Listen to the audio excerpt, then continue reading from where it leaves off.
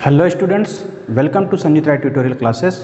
तो जैसा कि हमने पिछले लेक्चर में देखा था कि हम लोग ऑर्गेनिक कंपाउंड के बारे में स्टडी कर रहे थे और हाइड्रोकार्बन्स के बारे में कुछ उनके क्लासिफिकेशंस कर रहे थे। तो बात आ रही थी कि ऑर्गेनिक प्रोडक्ट प्रोड्यूस कहाँ से हुए थे। तो उसमें मैंने आपको यही बताया था कि ऑर्गेनिक प्रोडक्ट के लिए जो मेन सोर्स माना जाता था वो ऑर्गेनिज्म से माना जाता था। और फिर लेटर्स जब डिस्कवरी हुई तब ये बाद में लोगों को पता चला कि हाँ, हम लोग इनऑर्गेनिक प्रोडक्ट से भी ऑर्गेनिक कंपाउंड बना सकते हैं। तो देखिए उस वक्त की पहले लोगों की थ्योरीज क्या थी। तो उसमें सबसे पहले एक थ्योरी चलती थी विटल फोर्स थ्योरी, और इस थ्योरी को चलाने वाले थे बर्जीलियस। ये उस वक्त के सबसे महान साइंटिस्ट थे। तो इनका ये मानना था कि ऑर्गेनिक कंपाउंड को केवल किसी न किसी लिविंग ऑर्गेनिज्म बॉडी के अंदर ही प्रोड्यूस किया जा सकता है, उसके बाहर हम ऑर्गेनिक प्रोडक्ट नहीं बना सकते हैं। जैसे चीनी कहाँ बनता है? किसी प्लांट के बॉडी के अंदर बनता है, उसको हम बाहर नहीं बनाते। सुक्रोज, फल का मीठा रस, खट्टापन, ये सब कहाँ बनता है? किसी न किसी ऑर्गेनिज्म के बॉडी में बनता है, हम उसको बाहर नहीं बना सकते हैं। और अगर आप और भी कुछ एग्जांपल लेना चाहें जैसे यूरिया, ब्लड, ये सब कहाँ बनते हैं? केवल और केवल ऑर्गेनिज्म के बॉडी में ही बनते हैं। तो उन्होंने सीधे सीधे कहा कि प्रोटीन, कार्बोहाइड्रेट, लिपिड, ये सब जितने भी हैं जो हमारे ऑर्गेनिक फूड मटेरियल जिनको हम खाते हैं, ये केवल और केवल इनको लिविंग ऑर्गेनिज्म बनाते हैं और इसको हम लैब में नहीं बना सकते हैं। इस नाते इस थ्योरी का नाम दिया गया विटल फोर्स थ्योरी। तो इस थ्योरी में भी कहा गया कि the organic compound could be prepared only under the influence of some mysterious forces। इस जिसको मिस्टीरियस फोर्सेस कहते हैं, इसी को हम लोग लिविंग फोर्सेस भी कहते हैं। मतलब इसको बनाने के लिए आदमी का जिंदा होना कंपलसरी है, और इसी लिविंग फोर्सेस को क्या नाम दिया गया? विटल फोर्सेस कहा गया। ये थीसिस काफ़ी लंबे समय तक प्रोमिनेंट रही।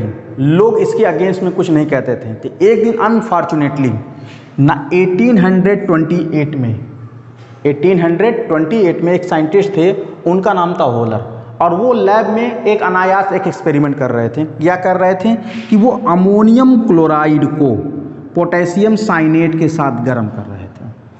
और जब अमोनियम क्लोराइड को पोटेशियम साइनेट के साथ गर्म किया तो बन गया यूरिया,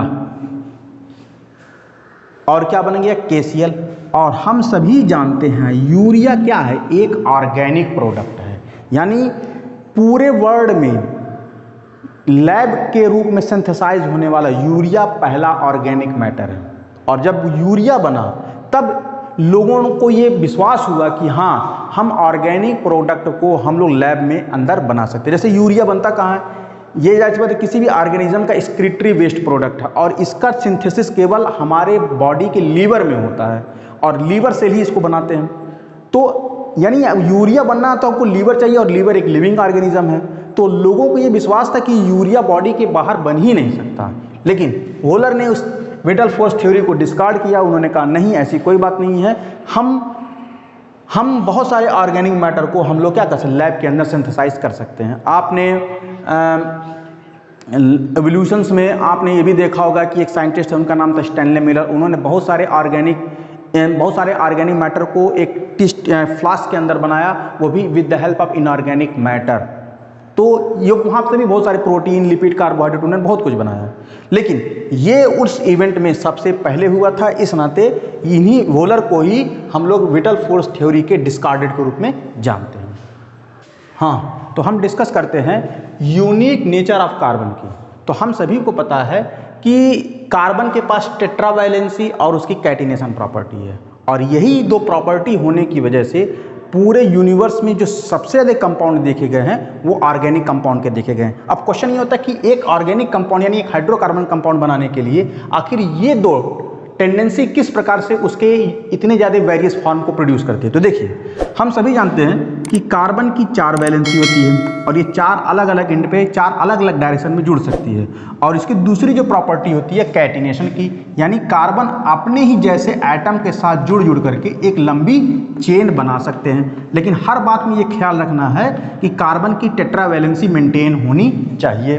अब इन्हीं टेंडेंसी की वजह से अगर हम हर एक फ्री वैलेंसी पर एक हाइड्रोजन सब्स्टिट्यूट कर दे तो ये हमारा हाइड्रोकार्बन हो जाता है। या ये भी हो सकता है कि कार्बन और भी दूसरे कार्बन के साथ जुड़ जुड़ करके और उनके फ्री टर्मिनल एंड पर अगर हाइड्रोजन को सैचुरेट कर दे तो वो एक कॉम्प्लेक्स टाइप के हाइड्रोकार्बन का क्या करेगा, निर्माण करेगा। और इसी प्रकार से पूरे यूनिवर्स में हाइड्रोकार्बन के सबसे ज़्यादा कंपाउंड देखे जाते हैं। और यही इनकी प्रॉपर्टी की रीजन क्या था, टेट्रावैलेंसी एंड कैटिनेशन प्रॉपर्टी। हाँ, पीरियोडिक टेबल में कुछ और भी एलिमेंट हैं जिनके पास कैटिनेशन प्रॉपर्टी है, जैसे सिलिकॉन। सिलिकॉन भी कैटिनेशन प्रॉपर्टी रखता है और कुछ कुछ हद तक फास्फोरस भी करता है।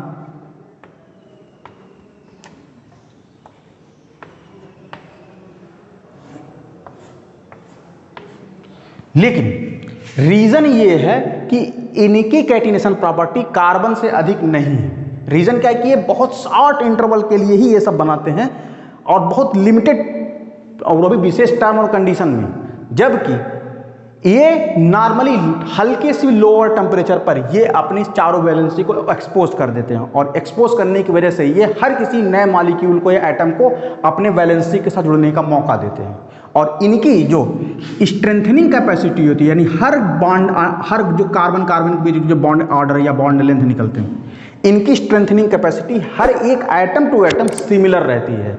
यानी आप कार्बन के एक सिंगल एटम से एक सिमिलर स्ट्रेंथ का एक बहुत महीन वायर बना सकते हैं और उस महीन वायर से आप पूरे यूनिवर्स को लपेट सकते हैं, लेकिन हर जगह उसकी स्ट्रेंथनिंग कैपेसिटी उतनी ही रहेगी। जबकि दूसरे एलिमेंट, जैसे जैसे एलिमेंट बढ़ते हैं वैसे वैसे उनका मॉलिक्यूलर मास बढ़ता है और वैसे वैसे उनकी बेंडिंग कैपेसिटी बढ़ जाती है, जिसकी वजह से हम उनकी कैटिनेशन प्रॉपर्टी को यूज नहीं कर सकते।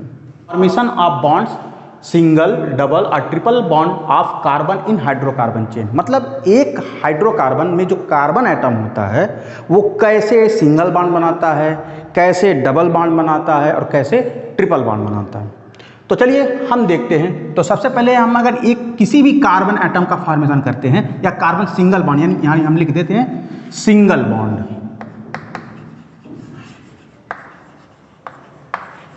By carbon. तो अगर हम एक कार्बन के द्वारा सिंगल बॉन्ड का फॉर्मेशन देखते हैं तो हम सभी जानते हैं कार्बन की वैलेंसी कितनी होती है, 4 होती है। 4 वैलेंसी लेकर के, चूंकि बनाना क्या है, हाइड्रोकार्बन, तो हाइड्रोकार्बन नहीं, यानी इसके फ्री टर्मिनल एंड पर हम क्या जोड़ देंगे, हाइड्रोजन। तो एक सिंगल कार्बन वो इसी तरह से 4 हाइड्रोजन द्वारा सैचुरेट हो जाएगा और बनेगा क्या, CH4, जिसको हम लोग मीथेन कहते हैं। जबकि अगर 2 कार्बन जिनकी वैलेंसी 4 है, अगर वो एक दूसरे के क्लोजर्स आते हैं तो ये बॉन्ड और ये बॉन्ड आपस में फ्यूज कर जाएंगे इस तरह से। और याद रखे रहिएगा कि कार्बन अपनी टेट्रा वैलेंसी किसी भी हाल में नहीं छोड़ता है, यानी कार्बन के 4 बॉन्ड आपको दिखाने ही दिखाने हैं। तो जब वो एक बॉन्ड इसमें यूज कर लेगा तो बाकी कितने बचे, 3। और उसी तरह से इस कार्बन के भी एक यहाँ पे यूज हो चुका तो बाकी बचे कितने, 3। अब बाकी बची वैलेंसी पर अगर हम एक एक हाइड्रोजन सैचुरेट कर दें तो इस प्रकार से 2 कार्बन वाले एटम को हम लोग ईथेन कहते हैं। उसी तरह से अगर आपको 3 कार्बन को जोड़ना है तो 1, 2, 3 और कार्बन की टेट्रावैलेंसी मेंटेन होनी चाहिए। तो देखिए 1, 2, 3, 4। उसी तरह से इसका अगर कर देंगे तो 1, 2, 3, 4 और इस प्रकार से इस कार्बन का भी 4 हो जाएगा। और इनकी सभी फ्री वैलेंसी पर एक एक हाइड्रोजन को क्या कर देंगे, आप सैचुरेट कर देंगे। और इसका नाम क्या बनेगा, चूंकि 3 कार्बन वाला इसका फार्मूला होगा C3, फार्मूला कितना, C3H8। इसका नाम हो जाएगा प्रोपेन।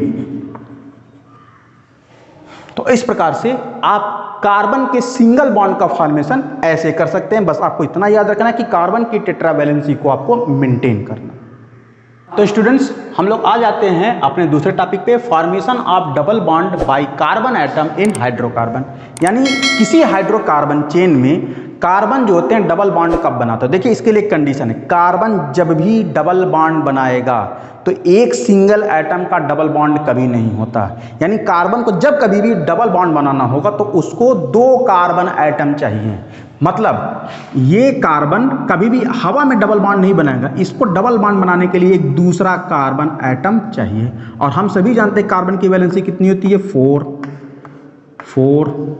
इसको 4 बना देंगे। तो होता ये है कि जब ये डबल बॉन्ड बनाएगा तो सबसे पहले आप वही करेंगे कि जो आप फ्यूजन बनाते थे, यानी कार्बन जो होते हैं एक बॉन्ड द्वारा जुड़ जाता है।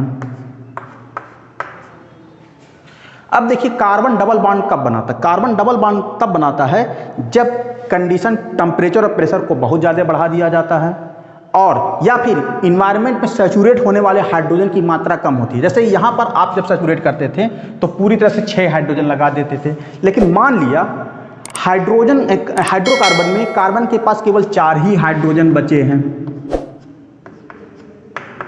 तो ऐसे कंडीशन में कोई भी मॉलिक्यूल अपनी वैलेंसी को एयर में फ्री नहीं रख सकता, लंबे समय तक तो कदापि नहीं रख सकता। तो ऐसे कंडीशन में ये अपनी स्टेबिलिटी को मेंटेन करने के लिए ये अपने बॉन्ड को क्या कर लेते हैं, आपस में जोड़ लेते हैं।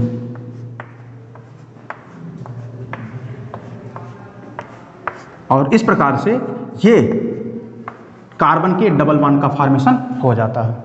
तो स्टूडेंट्स आ जाते हैं हम लोग अपने अगले टॉपिक पे, जिसका नाम है formation of triple bond by carbon in hydrocarbon. यानी एक कार्बन एटम द्वारा किस प्रकार से ट्रिपल बॉन्ड का फॉर्मेशन होता है। तो ये भी याद करिए, उसी फार्मूले को अप्लाई करता है जो सेकेंड बॉन्ड के लिए था। क्या था कि कभी भी कार्बन ट्रिपल बॉन्ड हवा में ट्रिपल बॉन्ड नहीं बनाता। जब भी कार्बन को मल्टीपल बॉन्डिंग बनानी होती है तो कम से कम 2 एटम के साथ अपने इलेक्ट्रॉनों को शेयर करता है। तो उस इलेक्ट्रॉन को शेयर करने के लिए मान लीजिए यही एक कार्बन एटम आ कहते हैं कि अब इनको इनके साथ शेयर करना है, तो सबसे पहले ये कार्बन इनके साथ जुड़ करके सिंगल बॉन्ड बना लेगा, जैसा कि ये बनाता है। अब क्वेश्चन ये है कि अगर टेम्परेचर और प्रेशर बहुत ही ज़्यादा एक्सट्रीम है और उस कंडीशन में जो सप्लाइड हाइड्रोजन एटम है वो भी बहुत कम मात्रा में दिए जा रहे हैं, तो वो मॉलिक्यूल इसी प्रकार से बनेगा। अब जैसे बात है, जब 2 ही हाइड्रोजन है तो वो इन सभी जगहों में से केवल 2 ही जगह बैठ सकता है। और जब वो इन प्रकार से बैठेंगे तब अब इनकी ये वैलेंसी क्या हो गई, खाली हो जाती है। तो ये क्या करते हैं, आपस में जुड़ जाते हैं और जब जुड़ते हैं तो कार्बन ट्रिपल बॉन्ड के रूप में दिखता है और अपने उसी ओपन वैलेंसी के साथ ये हाइड्रोजन जुड़ा रह जाता है और इस प्रकार से कार्बन के ट्रिपल बॉन्ड वाले कंपाउंड बन जाते हैं। स्टूडेंट्स, तो हम लोग आ जाते हैं अपने वीडियो के नेक्स्ट लेक्चर की तरफ, जहाँ पर हम लोग पढ़ते हैं फंक्शनल ग्रुप। अब क्वेश्चन होता है फंक्शनल ग्रुप क्या होता है। तो सबसे पहले बात है कि अगर हम हाइड्रोकार्बन में फंक्शनल ग्रुप को पढ़ते हैं तो ये एक एटम, एक अकेला एटम भी हो सकता है या फिर एक बहुत सारे एटम का ग्रुप हो सकता है। और जब ये किसी हाइड्रोकार्बन चेन के साथ जुड़ता है और जुड़ने के बाद उसकी फिजिकल और केमिकल प्रॉपर्टी दोनों बदल दे, तो ऐसे ग्रुप ऑफ एटम्स को या ऐसे सिंगल एटम को तब हम लोग क्या कहते हैं, फंक्शनल ग्रुप कहते हैं। जैसे एग्जांपल के तौर पे करंट टाइम में हम लोग अपना नाम रखते हैं, जैसे किसी का नाम रमेश नाम है, किसी का नाम दिनेश नाम है, किसी का नाम सुरेश नाम है, लेकिन हम उनके नाम से हम ये नहीं जान सकते कि आखिर वो काम क्या करते हैं या फिर आखिर वो किस समुदाय या किस समाज से जुड़े हुए हैं। तो हम लोग कहते हैं जैसे दिनेश चंद्र मिश्रा, तो हम लोग पता चलता है कि हाँ ये एक ब्राह्मण समुदाय से बिलोंग करता है। सुरेश चंद्र गुप्ता, तो पता चलता है कि हाँ एक वैश्य समाज से बिलोंग करता है। यानी उनके नाम के अंत में जो टाइटल है और हम उनसे उनकी कम्युनिटी का पता करते हैं, उसी प्रकार से हाइड्रोकार्बन चेन में ये एटम उनकी फिजिकल और केमिकल प्रॉपर्टी को क्या करते हैं, डिसाइड करते हैं, ये उनकी भी कम्युनिटी को बताता है। तो चलिए देखते हैं कैसे। सबसे पहले इसकी डिफिनीशन को देख लीजिए। मैंने लिखा है एन एटम और group of atoms which determine the physical and chemical properties of hydrocarbon are called functional group. इतना तो सबको क्लियर हो गया। अब एग्जाम्पल के तौर पर मैं आपको देता हूँ, जैसे कुछ फंक्शनल ग्रुप के नाम मैंने लिखे हुए हैं, जैसे हैलोजन। हैलोजन में क्लोरीन, फ्लोरीन, ब्रोमीन, आयोडीन, चूंकि इतना हम इकट्ठा नहीं लिख सकते, उस तरह एक सिंबॉलिक नाम मैंने एक्स लिख दिया, इसे पता चलेगा कि इसको हम लोग हैलोजन कहते हैं। फिर उसके बाद हाइड्रोक्सिल ग्रुप, हाइड्रोक्सिल ग्रुप को हम OH से इंडिकेट करते हैं। एल्डिहाइडिक ग्रुप को हम लोग CHO से इंडिकेट करते हैं और कार्बोक्सिलिक ग्रुप को हम लोग COOH से इंडिकेट करते हैं। अब मैं आपको बताता हूं कि कैसे ये हाइड्रोकार्बन चेन से जुड़ते हैं और उनकी पूरी फिजिकल और केमिकल दोनों प्रॉपर्टी चेंज करते हैं। जैसे एग्जाम्पल के तौर पर ये मेरा मीथेन मॉलिक्यूल था, यहाँ पर ध्यान दीजिए CH4, लेकिन मैंने यहाँ से एक हाइड्रोजन हटा दिया। क्यों हटा दिया? कार्बन की टेट्रावैलेंसी, याद करिए पिछला वाला, यानी कार्बन की वैलेंसी को 4 मेंटेन करने के लिए हमने एक हाइड्रोजन हटा दिया और उनका रिएक्शन करा दिया एक क्लोराइड आयन से। और जब ये क्लोराइड आयन, इस पे निगेटिव चार्ज रहेगा, जब ये इनके साथ जुड़ेगा तो कार्बन की ये वैलेंसी इनके साथ जुड़ करके अपनी टेट्रा वैलेंसी मेंटेन कर लेगा। और जब अब याद करिए वहाँ पर जब हाइड्रोजन लगता है तो वो मीथेन गैस था, अब यहाँ पर क्लोरीन लग गया तो क्या बन जाएगा, मेथिल क्लोराइड, और ये एक लिक्विड सोल्यूशन है। पूरी फिजिकल प्रॉपर्टी बदल दी। चलिए हम नीचे देखते हैं।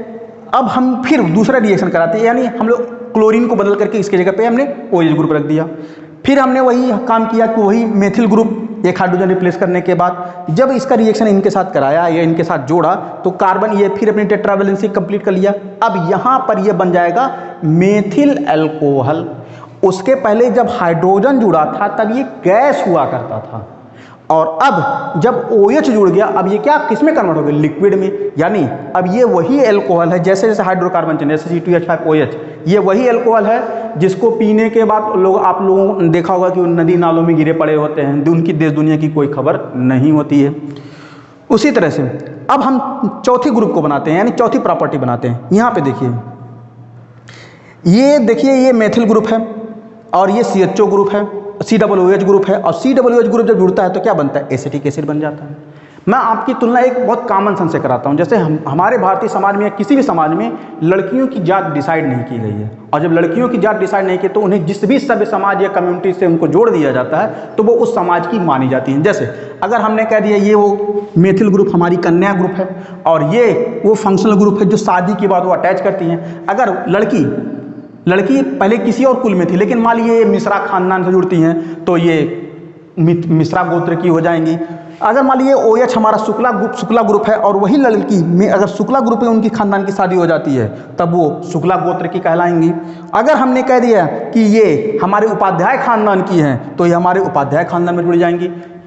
बहुत ज़्यादा हो सकते तो अगर आप ब्राह्मण ले सकते हैं, यादव ले सकते हैं, सिंह ले सकते हैं। कहने का मतलब, समझाने का मतलब यही है कि जब इनका कॉम्बिनेशन इनके साथ होता है तो इसकी भी प्रॉपर्टी इसी के साथ लिखी जाती है। उसी तरह से जैसे लड़कियों की शादी किसी भी कम्युनिटी में हो जाए वो उन्हीं के खानदान या गोत्र की मानी जाती है। Homologous series. अब क्वेश्चन ये होता है होमोलॉगस सीरीज क्या होता है। देखिए ऑर्गेनिक कंपाउंड जितने भी होते हैं, अगर आप किसी एक विशेष जैसे अल्कोहल ग्रुप की पढ़ रहे हैं या एल्केन ग्रुप की पढ़ रहे हैं तो वो किसी एक निश्चित फार्मूले को या एक निश्चित क्रम को फॉलो करते हैं, और आप किसी उस पूरे ग्रुप में केवल किसी एक एलिमेंट की अगर केमिकल प्रॉपर्टी अगर आप पढ़ लेते हैं तो बाकी उस ग्रुप में जितने भी एलिमेंट हैं सभी उस केमिकल प्रॉपर्टी को रिपीट करते हैं। तो चूंकि सभी कंपाउंड एक ही जैसे लगभग केमिकल प्रॉपर्टी को रिपीट करते हैं तो उस एलिमेंट के या कंपाउंड की उस पूरी सीरीज को हम लोग क्या कहते हैं, होमोलॉगस सीरीज। तो देखिए मैंने यहां पर होमोलॉगस सीरीज का एक डेफिनेशन लिखा हुआ है,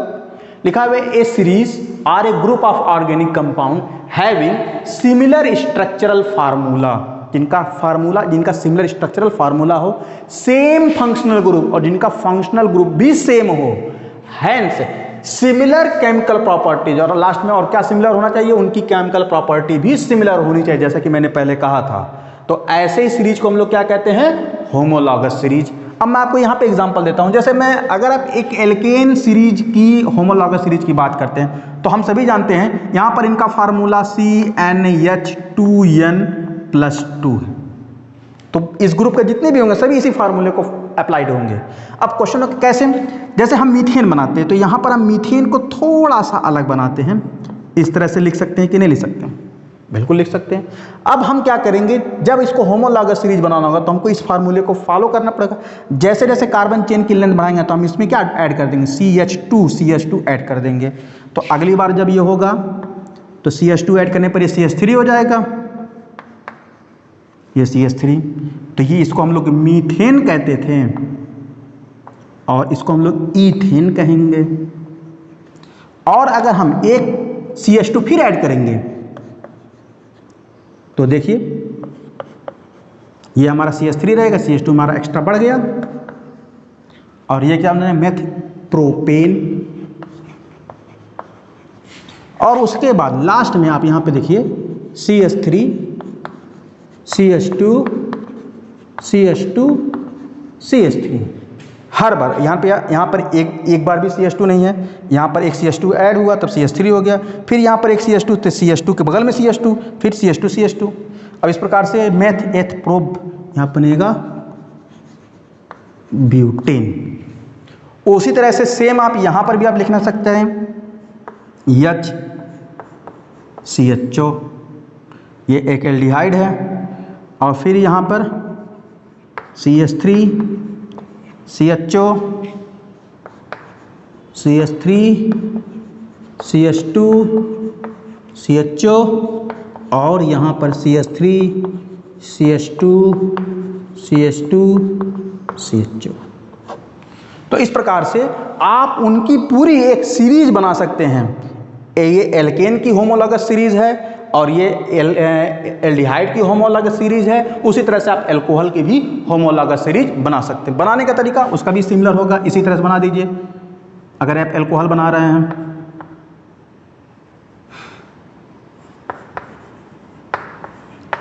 ये एक बन जाएगा,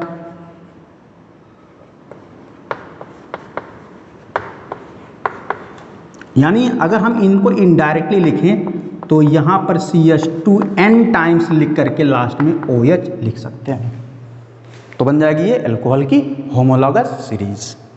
हम लोग अब आ जाते हैं कैरेक्टरिस्टिक्स ऑफ होमोलॉगस सीरीज, यानी अगर ऑर्गेनिक कंपाउंड के होमोलॉगस सीरीज की बात की, जैसे केवल अल्कोहल सीरीज, केवल एल्डिहाइड सीरीज, केवल कीटोन सीरीज या केवल एल्केन सीरीज की बात की, यानी याद करिए केवल एक सीरीज की बात की जाए, तो मैं अभी ले रहा हूँ केवल मैं एल्केन सीरीज ले रहा हूँ, सबसे सिंपल।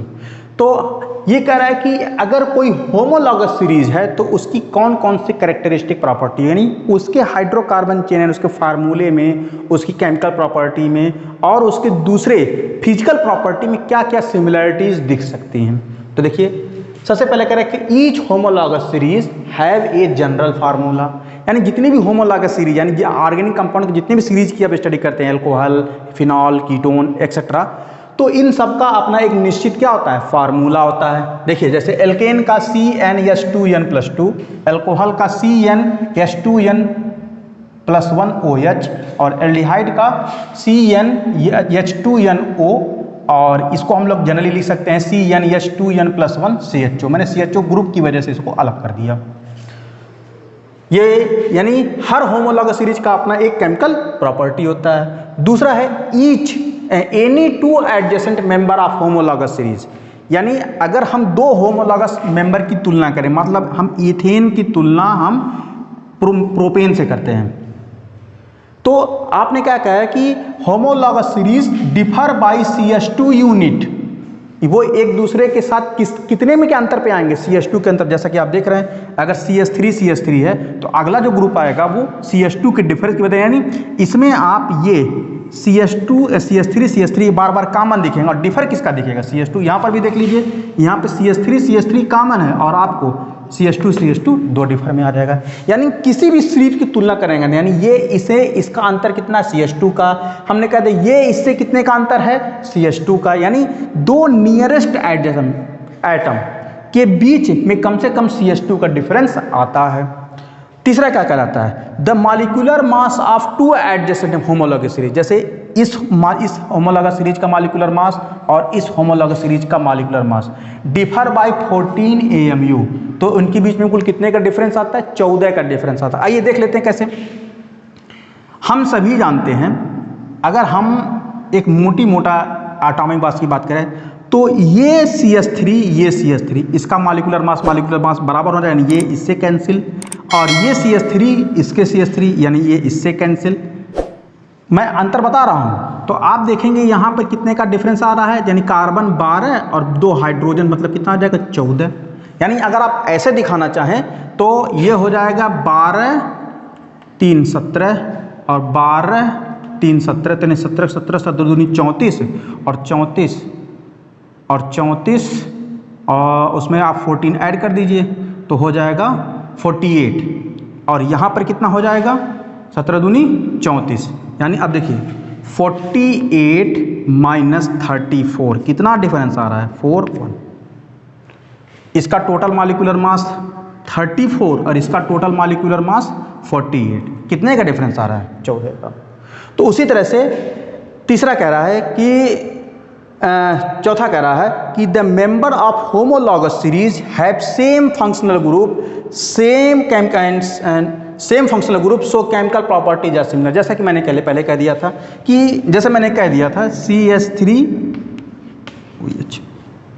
एल्कोहल की बात करते हैं, तो हमने कहा यहाँ पर ये फंक्शनल ग्रुप लग गया, तो इससे मेथिल ग्रुप क्या कहलाएगा? एल्कोहल कहलाएगा। इसकी केमिकल प्रॉपर्टी एल्कोहल जैसी हो जाएगी। और अगर हम इसमें ग्रुप की लंबाई बढ़ा दें तो भी ये एल्कोहल ही होगा, और ग्रुप की लंबाई बढ़ा दें तो भी ये क्या कहलाएगा? एल्कोहल ही कहलाएगा। और इसकी केमिकल प्रॉपर्टी कैसी होगी? एल्कोहल जैसी ही होगी। यानी ये अगर स्मेल भी देखेंगे तो ये भी एक एल्कोहल जैसे ही सभी स्मेल करेंगे। तो ये इनकी केमिकल प्रॉपर्टी हो जाती है। तो आ जाते हैं कैरेक्टरिस्टिक्स ऑफ होमोलॉगस सीरीज के 5वें और अंतिम कैरेक्टरिस्टिक्स के बारे में। तो हम देख रहे हैं कि इसमें लिखा हुआ है the physical properties of the member of homologous series change gradually with increase in molecular mass. कहने का मतलब ये है कि अगर हम किसी भी हाइड्रोकार्बन चेन के किसी एक होमोलॉगस सीरीज की बात करें और हम जैसे जैसे उसी होमोलॉगस सीरीज में उसका मॉलिक्यूलर मास बढ़ाते जाते हैं तो वैसे वैसे उसकी फिजिकल प्रॉपर्टी भी क्या हो जाती है? धीरे धीरे चेंज हो जाती है। जैसे मैं आपको एग्जांपल दे रहा हूँ, जैसे मैं एक एल्केन होमोलॉगस सीरीज का एग्जांपल दूँ। जैसे मैंने उसका सबसे छोटा मेंबर मैंने क्या माना है? मैंने क्या लिया? वो मीथेन। जब हम मीथेन से ब्यूटेन की तरफ आते हैं तो यहाँ पर ये सभी इनका फिजिकल स्टेट क्या है? गैस है। आप सभी जानते हैं आपके LPG में निकलने वाला गैस ब्यूटेन ही होता है। तो यहाँ तक सभी गैस ही हैं। लेकिन जैसे ही हम C14 से यानी कार्बन की संख्या अगर हम 5 कर देते हैं तो 5, देखिए इसका होमोलॉगस फार्मूला क्या होगा? CnH2n+2 यानी 5 दूनी 10 और 2 जुड़ेगा 12। अब यानी ये हो जाएगा पेंटेन। यानी पेंटेन से जब आप ऑक्टेन की तरफ आते हैं तो यहाँ पर आपको इनका गैसेस स्टेट नहीं दिखेगा, बल्कि वो कौन से स्टेट में चले जाएंगे? लिक्विड स्टेट में। यानी यहाँ पर आपको देखिए मिलता होगा पेट्रोल, डीजल, मिट्टी का तेल, यहाँ पर ये सब मिल जाते हैं। और अगर हम C19 माने नोनेन से लेकर के डेकेन के ऑनवर्ड्स जब ऊपर जाते हैं तब वहाँ पर ये कैसे कन्वर्ट होता है? सॉलिड में। आपने देखा होगा ग्रीस देखा होगा, पेट्रोलियम जेली देखा होगा, वैक्स देखा होगा, तो वो सभी बढ़ते चले जाते हैं। तो आप ध्यान से देखिए, पहले मैटर जब उसका मॉलिक्यूलर मास हल्का था तब वो गैस था, और जैसे जैसे उसका मॉलिक्यूलर मास भारी हुआ तो लिक्विड, और जैसे ही और भारी हुआ तो किस में कन्वर्ट हो गया? सॉलिड। इस प्रकार से आप देख रहे हैं कि एक ही होमोलॉगस सीरीज यानी पूरा सब एल्केन ही है, लेकिन मॉलिक्यूलर मास जैसे बढ़ते चले जाएंगे, हालांकि केमिकल प्रॉपर्टी सिमिलर हो सकती है या वो तो रहेगी, लेकिन इनके फिजिकल प्रॉपर्टी क्या हो जाएगी? धीरे धीरे चेंज होती चली जाएगी। तो बच्चों, यह सब रहा होमोलॉगस सीरीज। आपको ये वीडियो कैसा लगा कमेंट बॉक्स में कमेंट करके जरूर बताइएगा, क्योंकि आपके कमेंट से मेरा प्रोत्साहन बढ़ता और मैं और अच्छी वीडियो लाने की आपके लिए कोशिश करूंगा। धन्यवाद।